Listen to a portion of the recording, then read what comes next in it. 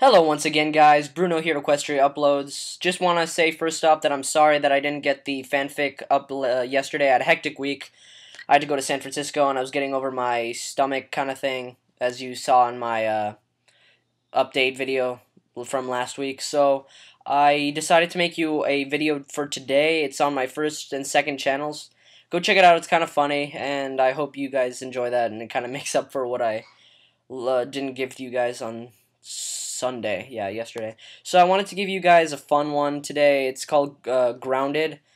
It's about, I believe it's about Rainbow Dash getting grounded and learning about what friendship really is, and she grows a little bit, as in an actual episode, so I like that. So we'll just begin, and the link as usual will be in the description, so here we go. Warm afternoon sunlight streamed through a tidy farmhouse window, dust motes drifting in the golden beam before it fell on a pony-shaped lump beneath the quilts. The embroidered bedspread rose and fell gently as the quiet snores of the bed's occupant, slowly drifting as the sun sank slowly in the fall sky. Outside, a blonde-mare whose coat matched the brilliant orange of the orchard's fall finery adjusted her hat as she cast a proud eye over the last of the fall harvest. It had been a great harvest for the Apple family this year, and Applejack couldn't help but smile at the results. After all the problems during last year's harvest, she'd had a long chat with Big Macintosh and Granny Smith, and they had come up with a plan. Bits were still a touch tight around the farm, and hiring more help would have cut deeply into their slim profit margins, but her grandma had a better idea. All it had taken was a few well-placed suggestions at the spring's Apple family reunion, and all was set. Several of the younger cousins, who hadn't managed to find or found places of their own yet, had volunteered to come for a visit and lend a helping hoof this fall in exchange for some practical experience. It clearly didn't hurt that Applejack knew several other ponies in the area who'd be harvesting other crops this fall, and wasn't shy about putting in a good word with her neighbors. All in all, it had worked out pretty darn well, as far as Applejack figured. Her cousins got a bit of work and made some good references, and the harvest that had taken her 2 weeks of mind-numbing exhaustion was accomplished in 3 days of hard work. As she looked out of the blessedly empty orchard, a pair of ponies coming out of the western hills caught Applejack's eye, and her smile widened at the sight. Big Macintosh's red coat was a perfect match for the apples crowding the bushel baskets on either side of his working harness. Excuse me. But her dependable workhorse of a brother wasn't what brought a tear to Applejack's eye.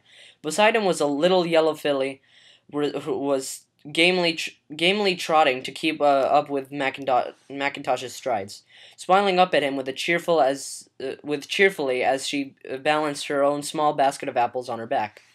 Apple Bloom was so proud that she could help with the harvest this year.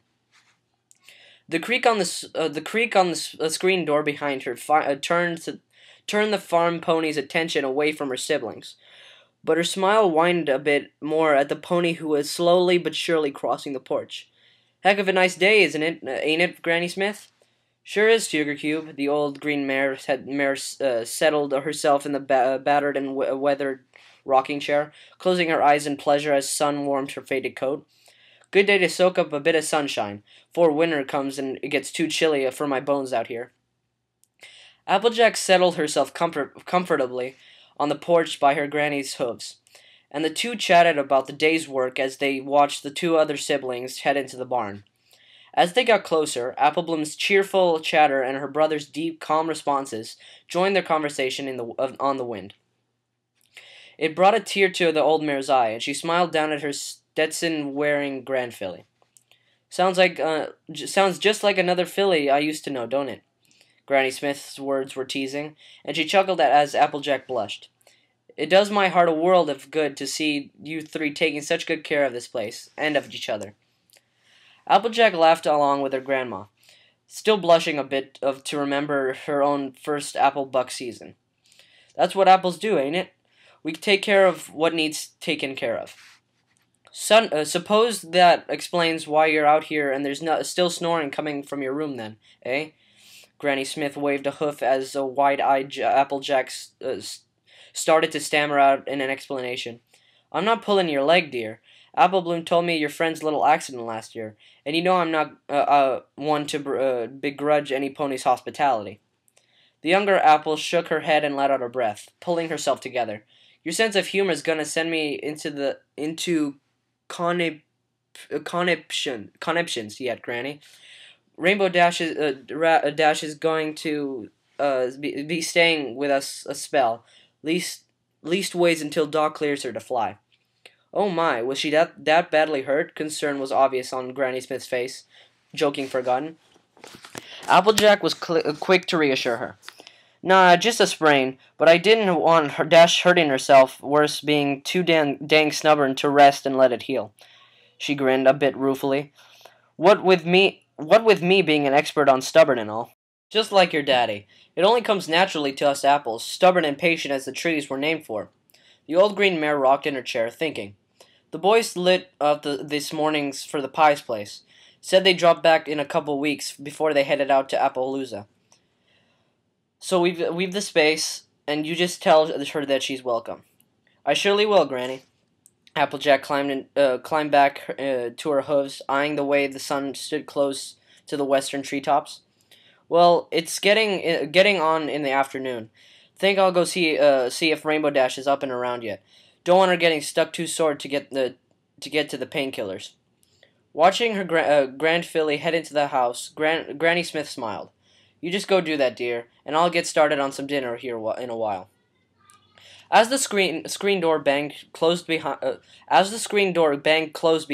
Applejack, her grandmam, grandmam. Yeah, I'm just gonna say grandma. Her grandma rocked comfortably in her rocking chair, a slow grin spreading up on her face.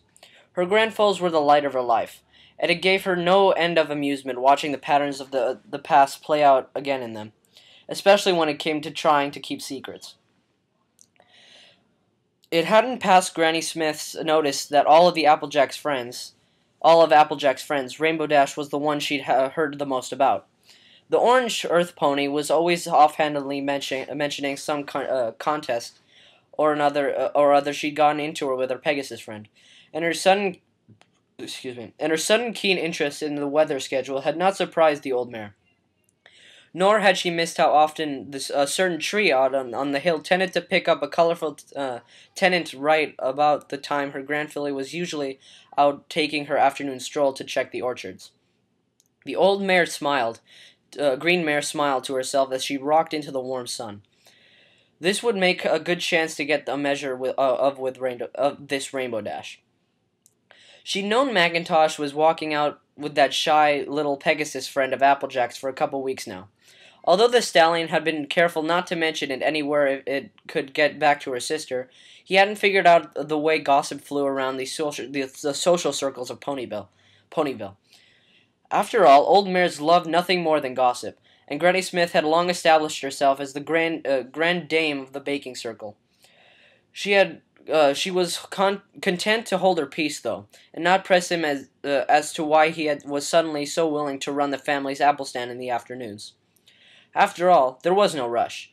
They'd tell her when they felt the time was right, and in the meantime, the matriarch of the Apple clan would do what she always did best: help the good things in the world to grow.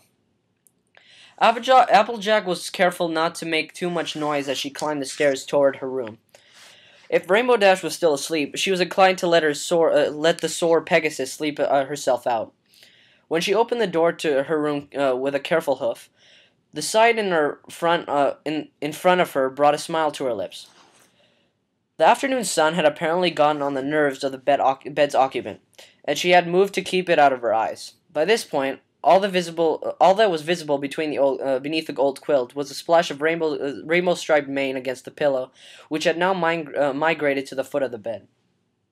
The tip of cyan ear poking out of the messy hair was the only other visible sign that there was actually a pony somewhere under that rumpled blanket.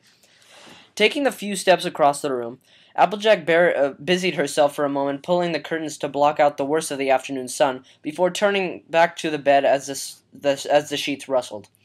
A moment later, the quilt shifted, and Rainbow Dash blinked sleepily, Rose eyes up at the orange earth pony.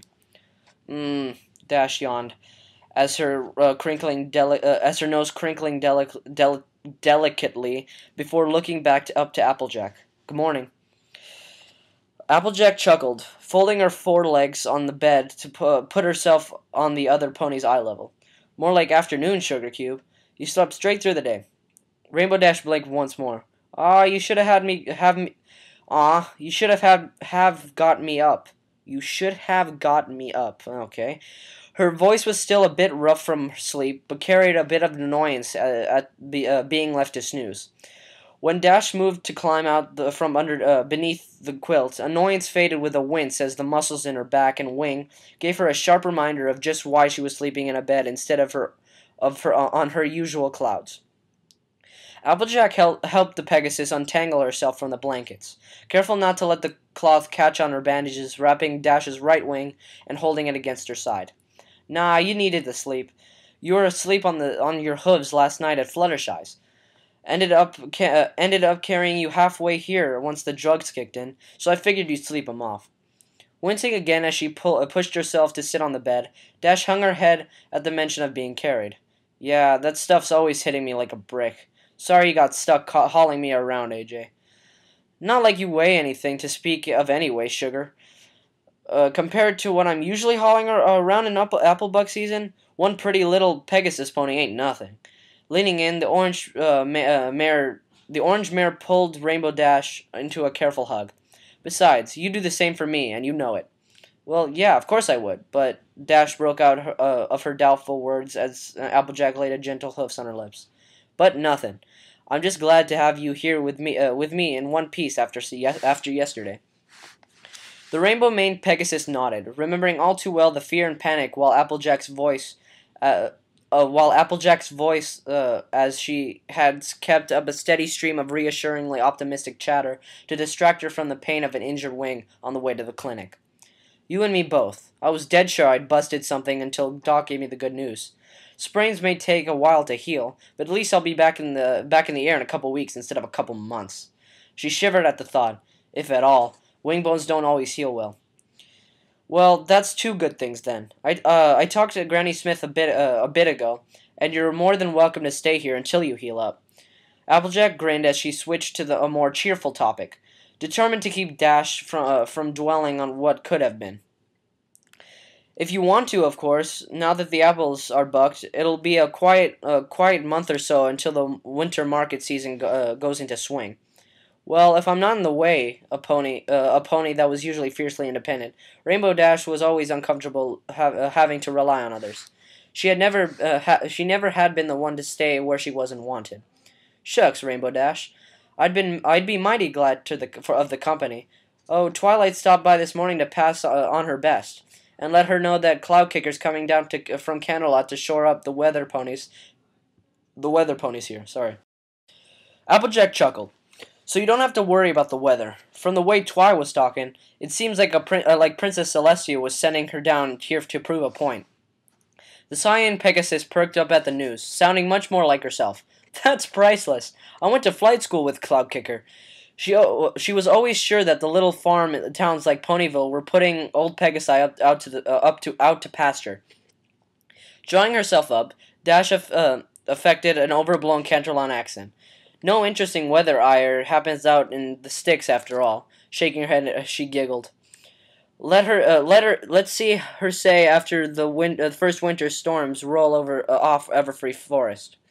Well then, sounds like this accident ain't gonna turn out all bad after all. You get a little much deserved time off to heal up. Cloud Kicker gets to learn a good lesson. Applejack glanced at the open door, just to be sure, and then leaned in and kissed Rainbow Dash softly, pulling away with a smile and a blush. And I get to spend my favorite time of the year with my favorite pony. An equally blushing Rainbow Dash smiled back. Suddenly, being grounded isn't so bad. So yeah, that's it. Short and sweet. I liked it. I don't know about you guys, but I think it was well written. And next week I'll probably hit you with like a cop fiction or something. I've heard a lot of people like that kind of stuff. And I'll see you next week, as I said. And Bronies Unite.